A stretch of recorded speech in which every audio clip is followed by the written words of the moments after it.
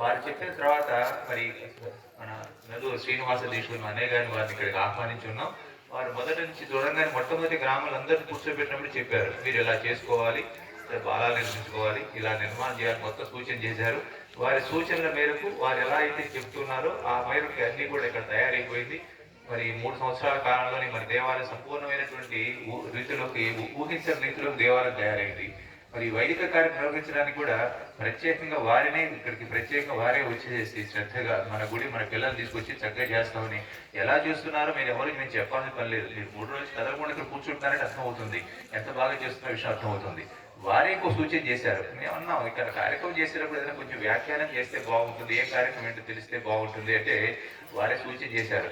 మా హైగ్రేవ్ అన్నారు అన్నయ్య గారు ఉన్నారు, మరి మీరు ఎందుకంటే నేను వారి గురించి బహుశా నేను అప్పుడు అందుబాటులో ఉంటే కష్టమేమో, వారు తిరుపతిలో ఉంటుంటారు, ఇట్లా మరి పెద్ద ప్రోగ్రాం చేస్తుంటారు నన్ను అనుకోకుండా మరి వైదిక కార్యక్రమానికి ఎంత శ్రద్ధగా మరి దీక్ష మా అన్నయ్య గారు చేస్తున్నారు. అలాగే మరి సోదర సమానులు శ్రీ హైగ్రీవాచార్య గారు కూడా మరి వ్యాఖ్యానం చేయడానికి ఇప్పుడు వచ్చారు.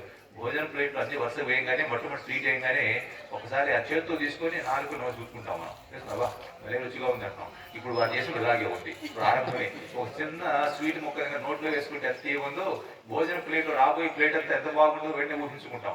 కాబట్టి 2 రోజులు ఎలా ఉంటుంది అనేది ఇప్పుడే మన ఊహలోకి తీసుకొచ్చి వదిలిపెట్టేసేసారు. మరి వారి యాజ్ఞిక నిర్వహణలో వారి ప్రత్యేక విషయ వివరణతో మనం ఇక్కడ చక్కగా తరతరాలు పిల్లతరాలు భవిష్యతరాలు కూడా ఇంత బాగా చేశారు, మా తరాలను గుర్తుపెట్టుకునే రీతిలో ఉంటుందని చెప్పేసి ప్రకృతి కూడా చక్కగా సహకరిస్తుందని భావిస్తూ నేను వారి ప్రత్యేకమైనటువంటి వారిద్దరు కూడా ప్రత్యేకమైనటువంటి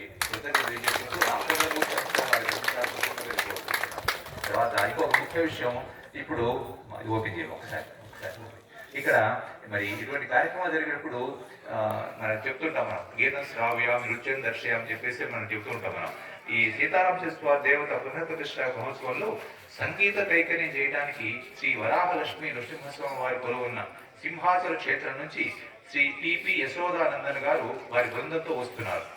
టిపి శ్రవంతి గారు లలిత సంగీతం అడ్వాన్స్డ్ క్లాసికల్ మ్యూజిక్ లో ఆంధ్ర యూనివర్సిటీ డిప్లొమా చేశారు. ప్రస్తుతం సంగీతం ఎంఏ చేస్తున్నారు. యశోదానందన్ గారి శిక్షలు నేర్చుకున్నారు. వారితో పాటు వచ్చిన యశోదానందన్ గారి అన్నగారి అబ్బాయి మాస్టర్ టిపి మనోహర్ 7వ తరగతి చదువుతున్నాడు. శ్రీమతి మంగళంపల్లి రేవతి గారి దగ్గర వోకల్ వైలెట్ నేర్చుకుంటున్నారు. మృదంగ సహకారం ఉండడానికి శ్రీ మహేశ్వరరావు గారు వచ్చారు. శ్రీ మండపాక రవి గారు పారుపల్లి సుబ్రహ్మణ్యం గారి శిష్యులు వీరు. ఆంధ్ర యూనివర్సిటీలో ఎంఏ మ్యూజిక్ చేశారు. ఆల్ ఇండియా రేడియోలో B grade artist. Shri Yashodanandan garu వీరు శ్రీ హనుమంతు రామచరణ్ గారి శిష్యులు. ఆంధ్ర యూనివర్సిటీ నుంచి MA gold medalist. Potti Sriram university నుంచి వైలెట్ డిప్లొమా చేసి ప్రస్తుతం ఆంధ్ర యూనివర్సిటీలో భక్తి సంగీతం డిప్లొమా స్టూడెంట్స్ కి గెస్ట్ లెక్చరర్ పనిచేస్తున్నారు. All India radio B grade artist. వీరు మరి మన ఈ యశోదానందన్ గారు వారు మరి అమెరికాలో ఉన్నటువంటి ఒక సంబంధించిన వారు వారికి బంధువులుగా ఉంటుంది. మా దేవాలయంలో జరుగుతుంది కార్యక్రమం జరుగుతుంటే మీ రాముడి సేవలో మా బృందం కూడా పాల్గొంటారు, దానికి సంబంధించిన కార్యక్రమం నేను నిర్వహించుకుంటామని చెప్పేసి వారిని ఇక్కడికి పంపించడానికి ఇష్టపడ్డారు. వారు బయలుదేరి వస్తానికి ఈ రోజుకి నిర్ణయం చేసుకున్నారు.